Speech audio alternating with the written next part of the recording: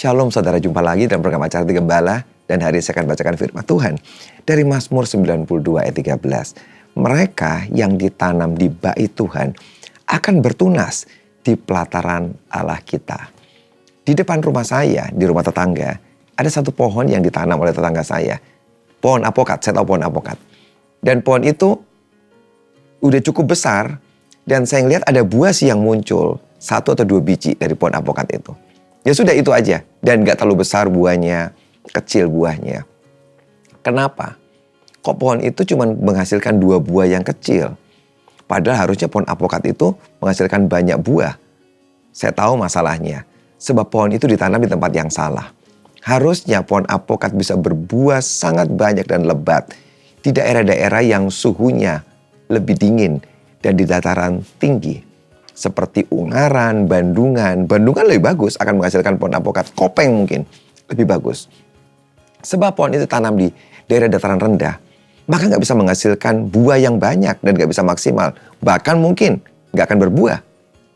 Bukan salah di pohonnya, cuma salahnya adalah ditanam di mana. Saudara, sama dengan kehidupan kita. Setiap kita itu secara rohani harus ditanam di sebuah tempat yang tepat. Apakah di sebuah gereja, atau di sebuah tempat tertentu yang dimana kita bisa tumbuh secara rohani dan melayani. Bukan bicara masalah gereja besar apa kecil. Ada orang-orang yang dia bergabung di sebuah gereja kecil. Dia tepat di sana. Dia cocok di sana dan Tuhan pengen dia di sana. Sehingga dengan kehadirannya, dia bisa menolong gereja yang mungkin kecil, yang sederhana itu. Alami perubahan, pertumbuhan. Dan akibatnya gereja itu bisa berubah.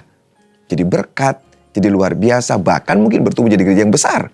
Karena ada orang itu yang tepat di sana. Ada juga orang yang ditanam mungkin di sebuah gereja yang besar.